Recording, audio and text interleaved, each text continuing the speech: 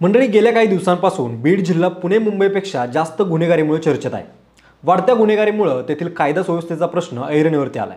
मस्ताजोग येथील सरपंच संतोष देशमुख यांच्या निर्गुण हत्येनंतरही खून, चोरी, अपहरण अशा केसेसमुळे बीड जिल्हा बदनाम होत असताना सामाजिक कार्यकर्त्या अंजली दमानिया यांनी धनंजय मुंडे व वाल्मिक कराड यांचे निकटवर्तीय कैलास फड नामक व्यक्तीचा व्हिडिओ शेअर करून गंभीर आरोप केलेत। त्या व्हिडिओमध्ये कैलास फड नामक व्यक्ती हवेत गोळीबार करत असल्याचं म्हणत अंजली दमानिया यांनी बीडमधील शस्त्र परवानाधारक आकडेवरून धनंजय मुंडे यांसह सरकारलाही कोंडीत पकडले। पुढे त्यांनी धनंजय मुंडे व वाल्मिक कराड यांच्या आर्थिक लागेबंद असलेली डॉक्युमेंट्स माझ्या हाती लागलेत असं म्हणत गंभीर आरोप केलेत। नेमका काय आहे हा प्रकार आणि धनंजय मुंडे यांचे समर्थक अशी ओळख असलेले कैलास फड व त्यांचे सुपुत्र निखिल फड नेमके कोण आहेत याचाच घेतलेला थोडक्यात आढावा। नमस्कार, मी अक्षय आणि तुम्ही पाहताय विशेष भारी। मंडळी, बीडमधील मस्ताजोगचे सरपंच संतोष देशमुख यांच्या निर्गुण हत्येप्रकरणी आरोपींच्या अटकेसाठी राज्यभरातून तीव्र संताप व्यक्त होत आहे। 28 तारखेला बीडमध्ये वेगवेगळ्या संघटनांकडून भव्य मोर्चाचं नियोजन करण्यात आले। त्या घटनेमुळे बीड जिल्ह्यातील दहशत आणि बीडमधील गुंडागर्दीचा मुद्दा समोर आला असून बीडचा बिहार होत असल्याची टीकाही विरोधकांकडून केली जाते। तर सत्ताधारी पक्षात असलेले आमदार सुरेश धस यांनी पहिल्या दिवसापासून हे प्रकरण विधानसभेसह मीडियामध्ये लावून धरले। काल त्यांनी बीडमधील निवडणुकीवेळचा माधव जाधव मारहाण प्रकरणाचा उल्लेख करून फड नावाच्या व्यक्तीचा व्हिडिओ व्हायरल केला। त्यानंतर लगेचच दुसऱ्या बाजूला सामाजिक कार्यकर्त्या अंजली दमानिया यांनी मंत्री धनंजय मुंडे यांचा कार्यकर्ता असलेल्या कैलास फड याचा बंदुकीने हवेत गोळीबार केल्याचा जुना व्हिडिओ शेअर केला।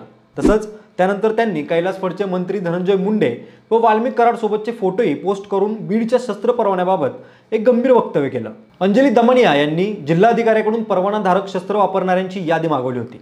आकडेवारी पाहून अंजली दमानिया यांनी आश्चर्य व्यक्त केले। परवानाधारकांच्या यादीत वाल्मिक कराडांच्या नावापुढे डिॲक्टिव्ह असा शेरा पाहून दमानिया यांनी ट्विट केलं। त्यांनी ट्विटमध्ये म्हटलंय, परभणीत 32 तर अमरावती ग्रामीणमध्ये 243 शस्त्र परवाने आहेत। मग बीडमध्ये इतक्या मोठ्या प्रमाणावर का व कोणाच्या वरदस्ताने? बीडमध्ये 1222 अधिकृत शस्त्र परवाने आहेत। मग अनधिकृत किती असतील? वाल्मिक कराड यांच्या नावावर लायसन्स आहे, पण त्यांच्याच गटातले कैलास फड व निखिल फड या दोघांकडे कोणतेही लायसन्स नाही। मी SP नवनीत कावत यांना मेसेज पाठवलेला आहे की त्यांना तत्काळ अटक करावी आणि या कराड गँगला पहिला दणका द्यावा। या सगळ्या परवान्यांची तत्काळ चौकशी लावावी। दरम्यान मिळालेल्या माहितीच्या आधारे दमानिया यांनी ट्विट केल्याच्या व्हिडिओच्या आधारे पोलिसांनी परळी शहर पोलीस ठाण्यात कैलास फड विरुद्ध गुन्हा दाखल केलाय। विशेष म्हणजे बीडचे नवीन पोलीस अधीक्षक नवनीत कावत हे ॲक्शन मोडमध्ये असून लवकरच संतोष देशमुख प्रकरणातील उर्वरित आरोपींना अटक करणार असल्याचं त्यांनी म्हटलंय। मंडळी, माध्यमातून मिळालेल्या माहितीनुसार कैलास फड हे राष्ट्रवादी अजित पवार गटाचे नेते आणि राज्याचे मंत्री धनंजय मुंडे यांचे कार्यकर्ते आहेत। कैलास फड यांनी शस्त्रपूजनाच्या वेळी हवेत गोळीबार केल्याचा व्हिडिओ शूट करून समाज माध्यमांवरती शेअर केला होता। सध्या तो व्हिडिओ खूप व्हायरल होत असून त्यांचा मुलगा निखिल फड हा सुद्धा कमरेला बंदूक लावून सोशल मीडियावरती फोटो पोस्ट करत असल्याचं स्थानिक पत्रकारांकडून सांगण्यात येत आहे। निखिलचे सध्या इंस्टाग्रामवर 2 लाखांपेक्षा जास्त फॉलोअर्स असून त्याने त्याच्या पेजवर पंकजा मुंडे व धनंजय मुंडे यांच्यासोबतचे फोटो व्हिडिओ शेअर केलेत। त्यामुळे निखिलची परळी भागात चर्चा असते। तसंच त्याच्या वडिलांकडे बंदुकीचा परवाना आहे की नाही याबद्दल ठोस माहिती अजून मिळाली नाही, पण कैलास फड यांचे वाल्मिक कराड यांच्यासोबत चांगले संबंध आहेत असं सांगण्यात येते। विशेष म्हणजे विधानसभा निवडणुकीच्या मतदाना दिवशी मतदान केंद्राजवळ याच कैलास फड नामक व्यक्तीनं शरद पवारांच्या राष्ट्रवादीतील नेते माधव जाधव यांना मारहाण केली होती। त्याचा व्हिडिओ प्रचंड व्हायरल झाला होता, कारण त्यावेळी त्यांनी पोलिसांवर दबाव टाकल्याचं पाहण्यात आलं होतं। दरम्यान शस्त्रपूजा केल्यानंतर हवेत गोळीबार करण्याचा व्हिडिओ जुना असला तरी आता सोशल मीडियावर व्हायरल होत असल्यानं नवीन पोलीस अधीक्षक चिंतेत आहेत। या निमित्तानं बीडमधील दहशत, गुंडागर्दी आणि बंदूकधारी तरुणाईचा प्रश्न जटिल बनल्याचं समोर आल्यानंतर पोलीस अधीक्षक यांच्या आदेशानुसार आणि पोलीस हेड कॉन्स्टेबल विष्णू फड यांच्या फिर्यादीवरून कैलास फड यांच्या विरोधात कलम 5-27 आणि 30 आर्म्स ॲक्ट अन्वये परळी शहर पोलीस ठाण्यात गुन्हा दाखल झालाय।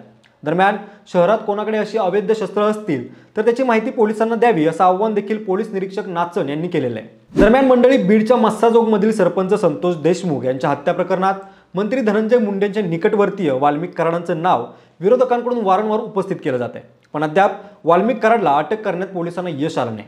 दरम्यान सरकारमधूनच कराडला संरक्षण मिळत असल्याचा आरोप केला जातोय, पण धनंजय मुंडेंनी या संदर्भातील सर्वचे सर्व आरोप फेटाळलेले आहेत। त्याबद्दल बोलताना सामाजिक कार्यकर्त्या अंजली दमानिया यांनी वाल्मिक कराड व मंत्री धनंजय मुंडे यांच्या आर्थिक लागेबंदे आपल्या हाती लागल्याचा दावा केलाय।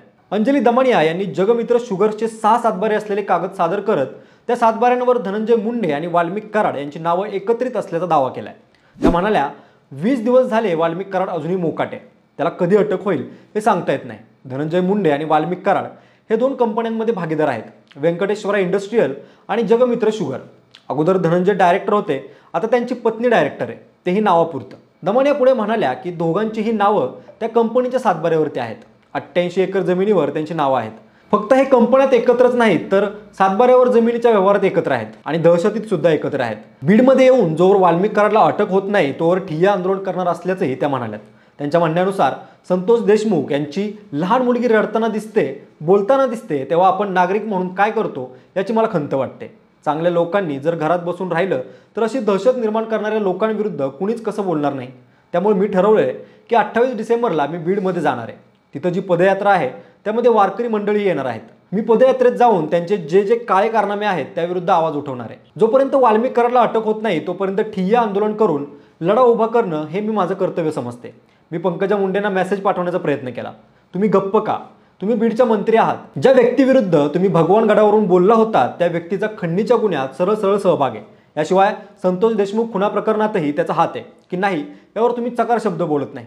बीडच्या जनतेला तुमच्याकडून अपेक्षा आहे, तुम्ही यावर भूमिका घ्यायला हवी, असंही अंजली दमानिया यांनी म्हटलं. संतोष देशमुख यांच्या शवविच्छेदनाच्या अहवालानंतर त्यांचे फोटोही समोर आले. ते फोटो पाहून थरकाप उडाला. त्यामुळे प्रत्येक जिल्ह्यात हे घाणीचं राजकारण, दहशतींचं राजकारण होते, ते थांबायला हवं. धनंजय मुंडे आणि वाल्मिक कराड यांचं सख्य कसं आहे हे समोर आले. वाल्मिक कराड यांचे फडणवीसांपासून ते रोहित पवारांसोबत फोटो आले आहेत. या वाल्मिक कराडची बीडमध्ये दहशत आहे हे सगळेच सांगतात. मग ही कसली दगडाची लोकशाही का, असा सवालही अंजली दमानिया यांनी उपस्थित केलाय. दरम्यान वाल्मिक कराडच्या अडचणी आता वाढणार असल्याचं बोललं जाते, कारण बीडसारखं आता प्रत्येक जिल्ह्यातून मराठा समाज मोर्चा काढण्याची तयारी करते असं कळते. विशेष म्हणजे याबद्दल बोलताना खासदार बजरंग सोनवणे म्हणाले, आज प्रशासनानं या प्रकरणातील 3 केसेस क्लब केल्या आहेत. याचा अर्थ असा, या 3 केसेस एकमेकांशी जोडून असल्याच्या कारणावरून त्याचा तपास सुरू आहे. 15 दिवसात या केसमध्ये फक्त SP बदललाय, मात्र या प्रकरणात अद्याप काही प्रगती झाली नाही. या गुन्हेगारांचे CDR काढल्यास त्यांच्या किती प्रॉपर्टी आहेत आणि कोणाच्या नावाने आहेत ते समोर येईल. तसंच यांचे कोणाशी काय संबंध आहेत ते देखील समोर येईल. असा प्रश्न बजरंग सोनवणे यांनी पत्रकार परिषदेत उपस्थित केलाय.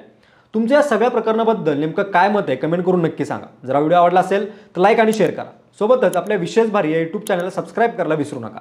धन्यवाद.